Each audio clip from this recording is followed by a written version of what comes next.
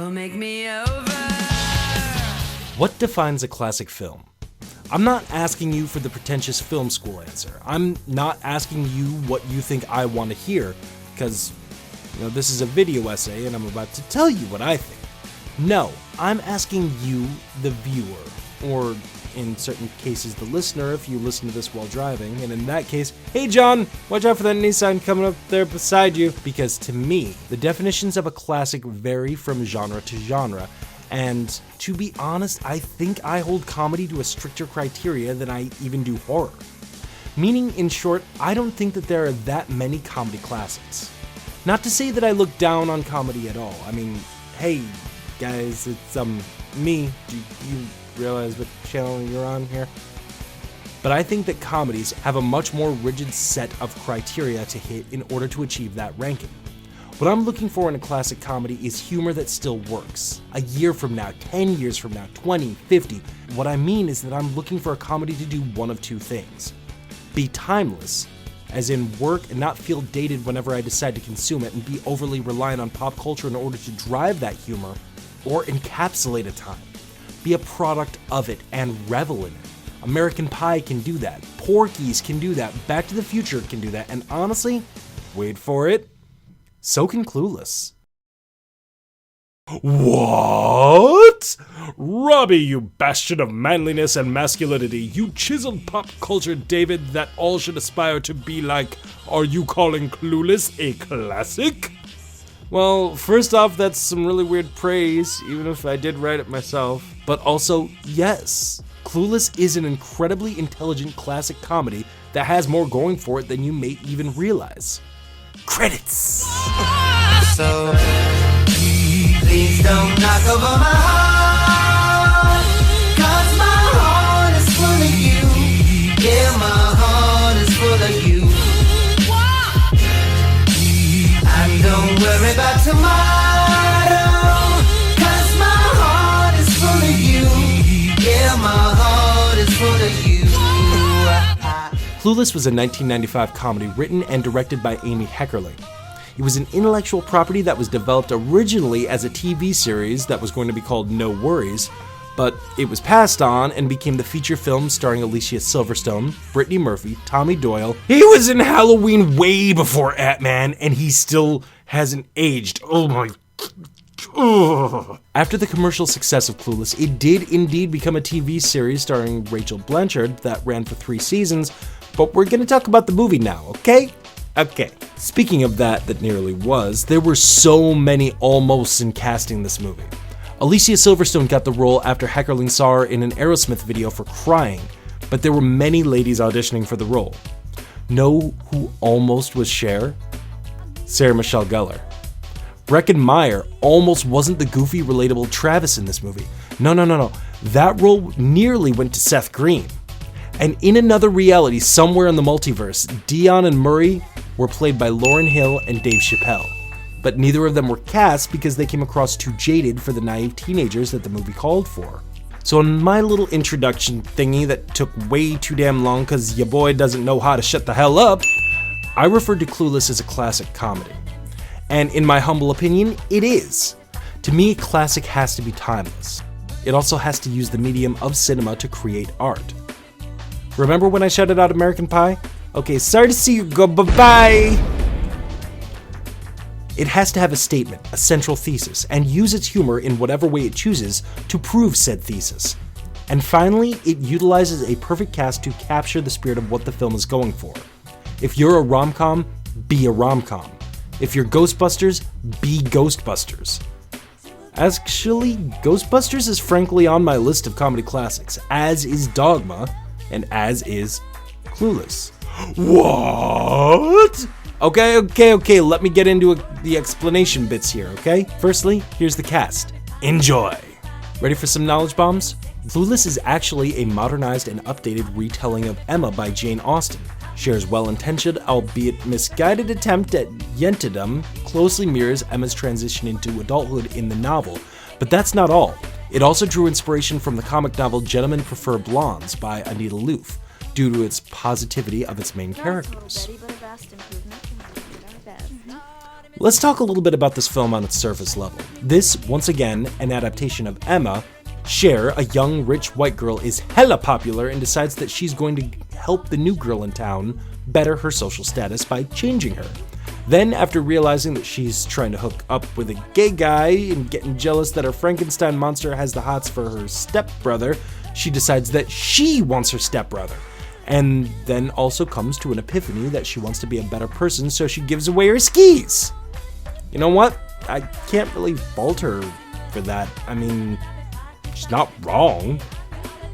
Finally, she gets together with her stepbrother Tommy, Ant-Man, Josh, and becomes a better, less two-dimensional person. Whew! Yeah, this is actually a comedy. Clueless does teach us, especially now knowing that this is an adaptation, that learning to navigate the world of social hierarchy, gossip, and courtship are timeless rites of passage. Here's an interesting little tidbit for you. The studio was actually scared about the budding love story between Cher and Josh. They were scared that it was a bit too far and feared that audiences would find it, and I'm not joking here, icky and unbelievable. The part that's interesting, at least to me, is that Heckerling dismissed this, stating that it made sense to her because that's how her grandparents met when they were teenagers. Now that's what I call a dangerous liaison. Okay, I'll stop. Alright, you guys ready to start going highbrow? Because I am, and these brows are snatched! Clueless, the coming-of-age story of a young girl into womanhood. But more than that, it's a character study. As the movie progresses, we see Cher living up to and utilizing societal constructs to get what she wants, using her gym teacher's sexuality to change her grades, her pursuit of Christian, and even how she deals with her friends. Something that I notice now as an adult and a cinephile that I definitely didn't notice about this movie when I was 10 was that Clueless is actually a period piece. But more interesting than that is, it is a period piece that came out in the year that it is a period piece about. By that I mean it revels and encapsulates 1995. It dials everything up to 11 and satirizes blatantly the culture and frankly the pop culture of the time in the exact same way that other films pay homage when they set themselves in, let's say, the 1930s. Clueless does something very interesting here. It decides to set its story in a certain point in time, much the same as an adaptation of, let's say, Much Ado About Nothing being set in post-war 1940s. But instead of just using it as a setting, it satirizes the time period it's chosen to set itself in. The music, the designers, the setting, everything was so 5 minutes ago, or so 1995 ago. Nobody dressed like this. Nobody wore those hats, although they should have. And up until this movie, nobody talked like that. Hello. Whatever. Not even on MTV. Oh sure, we do now, but that's actually a result of this film. Clueless actually changed the face of pop culture forever. I mean, nearly 25 years later, and I'm gonna say that again, this movie came out 25 years ago. People may not say, I'm outie anymore, but they most certainly still say things like this. Whatever. But for further setting and costuming evidence of this period piece, let's walk slowly away from the satire of it all and revel in the indictments of the actual clothing style of 1995.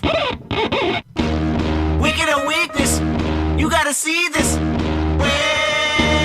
Yeah. And then there's Ty's attire when she first shows up.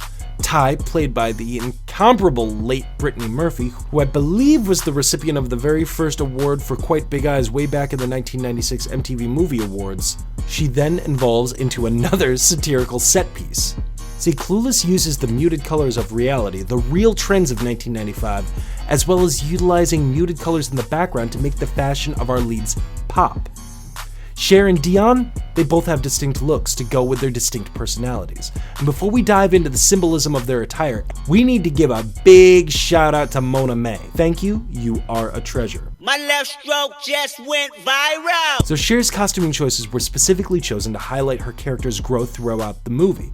So the clothing choices that we see her in when she's trying to use her feminine whilst to seduce Christian are vastly different when we see her coming to the realization that she's actually in love with Josh.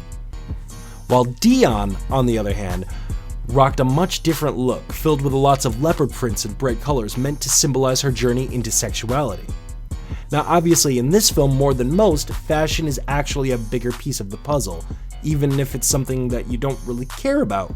You really actually don't have to care, because you know who else didn't actually care about it? Alicia Silverstone, who said that she thought being fitted for so many different costumes and wardrobe changes was annoying and pointless. She told XO Jane that she had to be fitted for something like 67 costume changes, and each one, she was told, was important as they visually helped to tell her story from a vapid, self-absorbed teenager to a somewhat self-aware young adult. While Amber rips off their clothes as well as aspects of their personalities, trying to be them, trying to fit in a similar way that we all kind of mirrored what we saw on TV, specifically MTV at the time. Pay attention to Amber the next time you watch this, as her look and attitude transforms throughout the movie. By using pop culture, bright colors, satirical comedy, and fantastic performances, Clueless pioneered adaptation at a time when they weren't exactly prevalent, let alone good. I mean, it wasn't the first literary adaptation like this. That honor probably goes to 1985's Just One of the Guys, but it definitely set the bar and set it very high for the variety of films that were to follow. I mean, this is years before 10 Things I Hate About You, Easy A, or She's the Man. I mean, yeah, of course we have The Lion King, but that's another subject all, together. Look, I'm not saying that this movie is perfect by any stretch of the imagination, though I can't really agree with some of the other people that have discussed this movie that it has an undertone that glorifies eating disorders.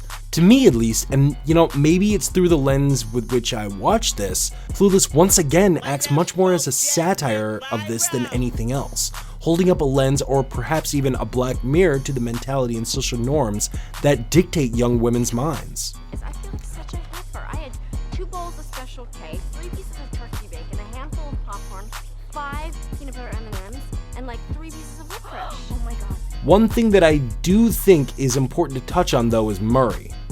Though sure, Murray is portrayed as a naive, if not juvenile teen, he does obviously portray some problematic behavior toward women. His constant pages, constant accusations of infidelity toward Dion, and look who actually has evidence of someone creeping around. Guys, don't be a Murray.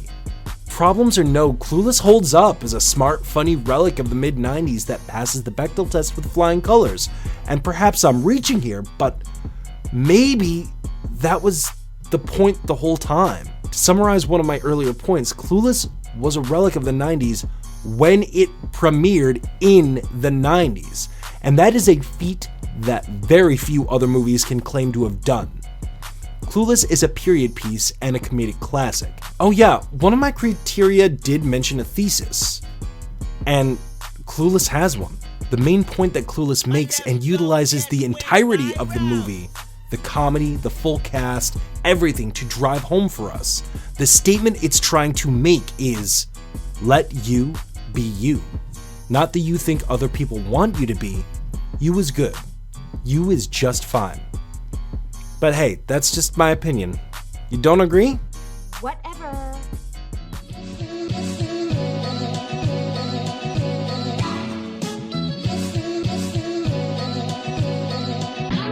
What is up, guys? Hopefully you enjoyed that analysis.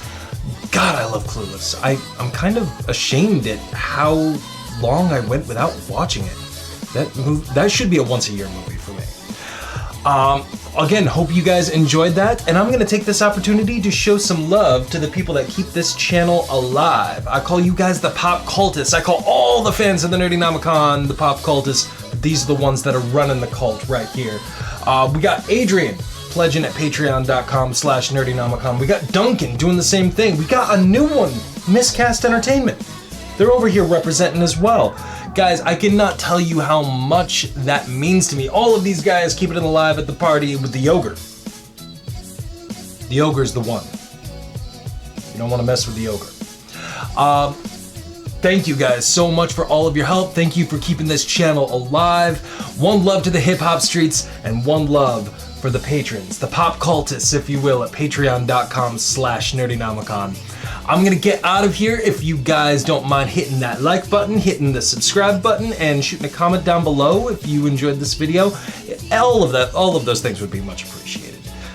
It's not YouTube unless you hear somebody giving the obligatory plea for subscribing and liking and all of that crap. So, like, subscribe, comment, see ya.